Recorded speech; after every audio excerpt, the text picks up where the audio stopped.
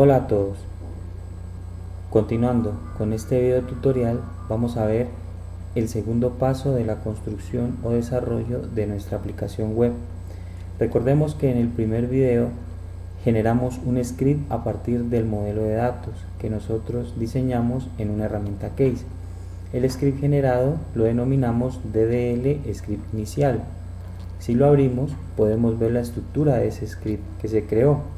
Se empiezan a crear triggers, paquetes y otras estructuras de acuerdo al modelo de datos que nosotros diseñamos. El script empieza eliminando todos los objetos que va a crear posteriormente en la base de datos, de tal manera que este script podamos ejecutarlo cuantas veces se quieran. Importante tener en cuenta que este script no se debe ejecutar posterior a que la base de datos tenga datos, porque en caso de ejecutarlo con estas sentencias de drop table, drop index, drop secuencia, podemos perder la información que en la base de datos ya existe y se convertiría en un problema para nosotros. Por eso se llama DDL script inicial, para ejecutarlo desde el inicio cuando vamos a crear la base de datos. Por tal motivo, cuando generemos este script y lo vamos a ejecutar para crear la base de datos, lo importante es estar muy seguros de que nuestro modelo de datos satisface en 100% los requerimientos que hemos definido en etapas anteriores en el proceso de desarrollo de software. Si continuamos revisando el script, vemos que se empiezan a crear las secuencias de las dos tablas que creamos. Se crean las tablas con su restricción de llave primaria y sus índices de unicidad, al igual que la tabla independiente nación, con su llave primaria, su índice de unicidad, y obviamente se altera para relacionar la tabla dependiente con la tabla independiente a través de una llave foránea, como lo vemos en esta sentencia de acá. Y finaliza también con la creación de triggers. Importante, para la práctica que estamos haciendo no necesitamos crear los triggers en las bases de datos. Por tal motivo, eliminemos la creación y eliminación de estos triggers que están en este archivo para que no generemos objetos que no vamos a utilizar en este momento para nuestro ejemplo.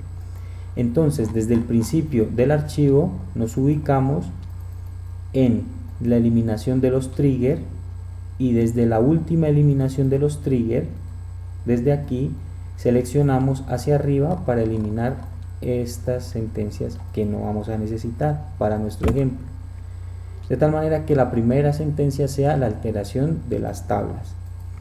Ok, paso seguido nos remitimos a la parte final del script, donde se empieza a crear el primer trigger.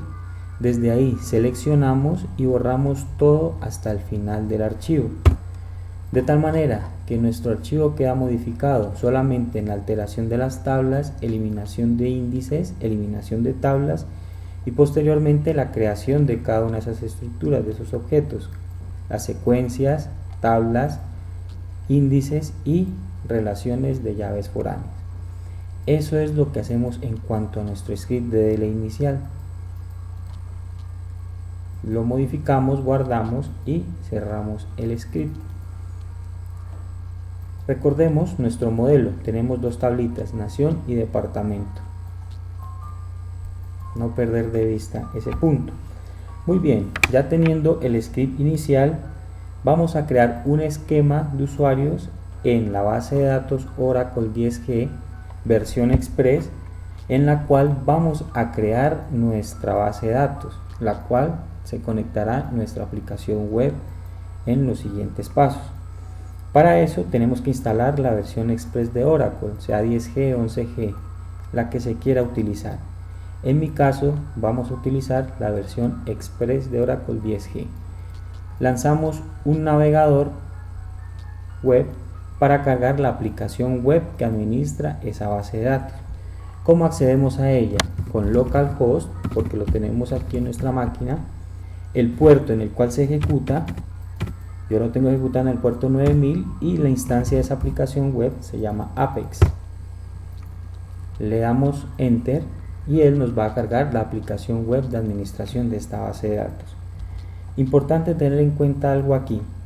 Cuando instalamos la versión Express de Oracle, por lo general esa versión se instala para ejecutarse en el puerto 8080.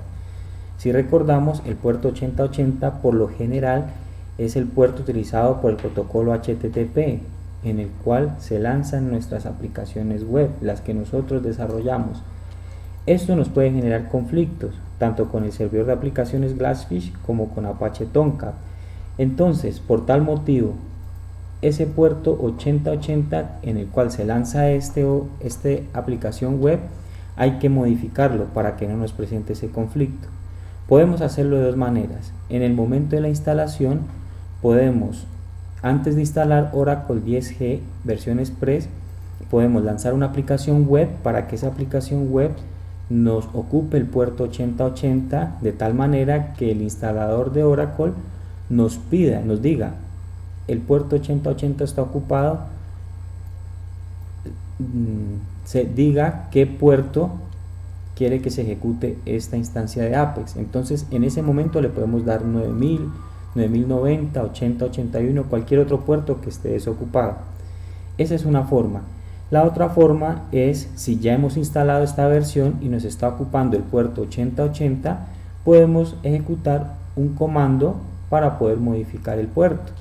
Para eso vamos a la consola de comandos SQL y nos conectamos con el usuario System. Recordemos que aquí en Oracle versión Express, System es como el superusuario para administrar la base de datos de Oracle Express.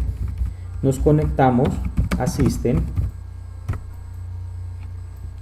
La contraseña, pues la que se haya definido en el momento de la instalación, y nos dice que estamos conectados. ¿Qué debemos ejecutar en este punto? Ejecutamos esta sentencia.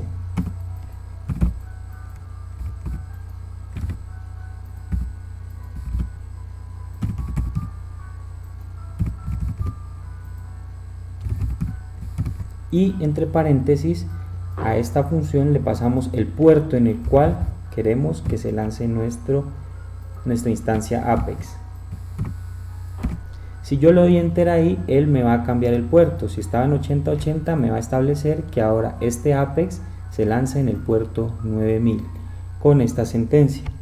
Muy importante digitarla muy bien. Así que revisar muy bien lo que se está estableciendo. De hecho, aquí dice establecer en el puerto HTTP el puerto 9000. Si le damos enter, pues él va a decir que se ha hecho el cambio satisfactoriamente. En caso de que esté mal diligenciada, pues dirá el mensaje respectivo. Yo no lo voy a hacer porque ya lo he cambiado, ya tengo el puerto 9000, el cual no me incomoda ni me presenta conflicto con nadie. Finalmente nos desconectamos del usuario y salimos de la consola de comandos SQL. Muy bien, ya estando aquí con el usuario System, ingresamos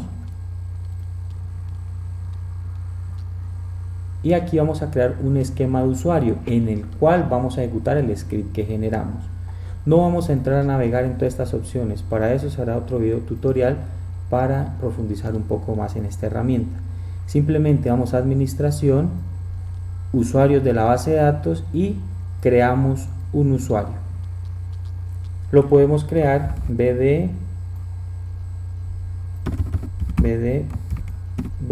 usuario prueba, algo sencillo. Le podemos definir una contraseña sencilla o una compleja de acuerdo a la información que se quiera almacenar.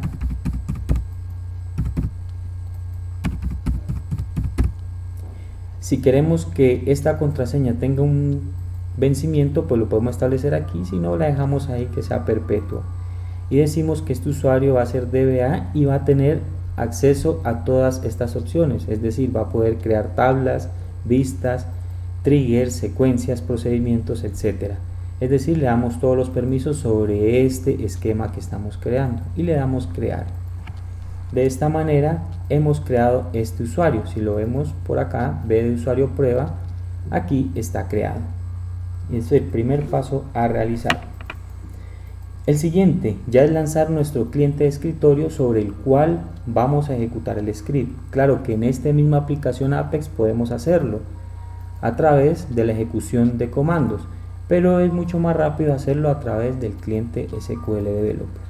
Nos desconectamos de aquí y el cliente SQL Developer es un cliente portátil, es decir, lo podemos comprimir y transportar sin necesidad de instalarlo. Yo lo tengo acá en esta ruta. Esta es la instancia a lanzar. Importante, si yo lo lanzo de aquí no debería presentarme problemas si tengo bien configuradas mis variables de entorno. En caso en el cual no se tengan bien configuradas, simplemente se lanza desde acá esta ruta, SQL Developer bin, y aquí está el archivo .bat donde se tienen las sentencias las cuales ejecutan este programa. En caso de que el acceso en el cual yo lo ejecuté no funcione, simplemente nos remitimos a esta ruta y ejecutamos este .bat y él nos lanzará este Oracle SQL Developer. Importante también, para todas estas herramientas de Oracle y también NetBeans, el cual vamos a utilizar más adelante, es importante tener configuradas las variables de entorno en nuestro sistema operativo. ¿Cómo lo hacemos? Vamos a la configuración de variables de entorno en Windows. Simplemente sobre equipo damos clic derecho, propiedades, configuración avanzada del sistema, y aquí están las variables de entorno. Muy bien, aquí hay algo muy importante que tenemos que observar. Primero, acá en una variable path ya que tiene que estar creada en sus equipos, simplemente la seleccionamos, le damos editar, y acá tenemos que colocar separados por punto y coma, después de la última variable, valor de la variable, colocamos la ruta en el cual tenemos instalado la versión del JDK de Java.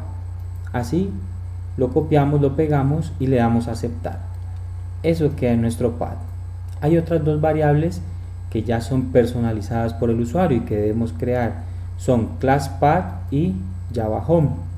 Para esto las creamos nuevas si no existen en sus equipos. Si ya existen, simplemente las editan, le dan nueva, la nombran la primera ClassPath como está aquí, y el valor de la variable de igual forma es la ruta en donde ustedes tienen instalado el JDK de Java que vayan a usar. Si hay más variables, las separan con punto y coma y le dan a aceptar y se les crea esta. De igual forma con Java Home. Muy bien, retomando acá, ya lanzado nuestro Oracle SQL Developer, lo que tenemos que hacer es conectarnos. Esta pestaña de conexiones la encontramos en ver conexiones y nos habilita todas las conexiones que tengamos a nuestros esquemas de usuario en Oracle versión 10G u 11G Express. ¿Cómo nos conectamos? Le damos clic al más y nos lanza un wizard para conectarnos. Le damos un nombre a la conexión, lo podemos decir conexión BD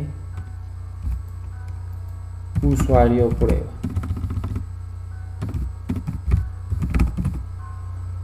¿Cómo se llama nuestro usuario que creamos? No lo olvidemos, se llama BD usuario prueba y la contraseña que ustedes establecieron.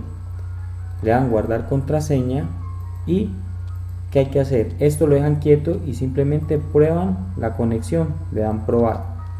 Él intenta conectarse y les va a decir si su conexión fue correcta. Aquí está, correcto. Y cuando ya prueben la conexión le dan conectar y acá les tiene que aparecer la conexión que crean. Conexión B de usuario prueba y les aparece el cablecito que están conectados. Si ustedes abren aquí pueden ver que no hay creado nada aún. ¿Qué hay que hacer? Por defecto él nos lanza esta consola para poder ejecutar scripts. Si no, lo podemos hacer desde acá y seleccionamos la conexión. Cualquiera de las dos formas es válida. ¿Ok? Muy bien. Ya lanzado el cliente, simplemente abrimos nuestro script nuevamente, lo tenemos acá y lo que hacemos es copiarlo todo y pegarlo acá. Listo. Paso seguido, nos ubicamos en el inicio del script y ejecutamos este botón, ejecutar script, o de forma rápida con F5. Y él empieza a ejecutar ese script línea por línea en ese orden. Muy importante aquí identificar algo. Si miramos él nos empieza generando errores, donde nos dice error que empieza en la línea 6 en la sentencia alter table departamento. ¿Por qué no sale error?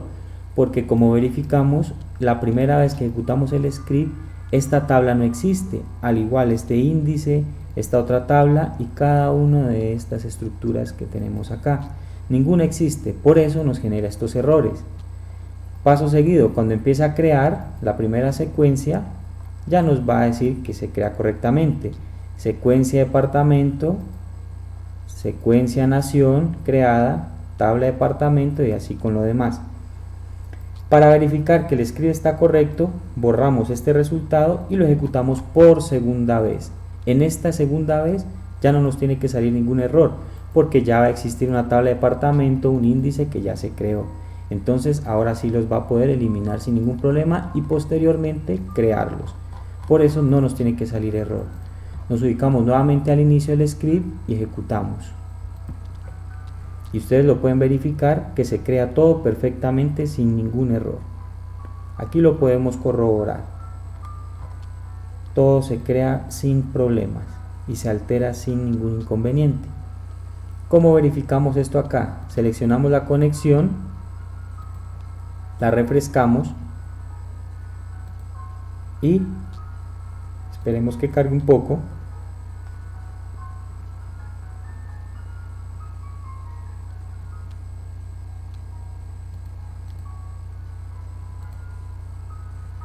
Seleccionamos, refrescamos y si vemos, él ya nos creó aquí la tabla de departamento con su estructura, con la estructura que definimos, la tabla nación, vistas no tenemos, los índices que creamos, las de llave primaria, las de llave única, creamos también secuencias, aquí las podemos ver, y bueno, otras estructuras que se hayan creado en nuestro modelo. Con esto finalizamos el segundo paso de la construcción de la aplicación web. Hasta la próxima.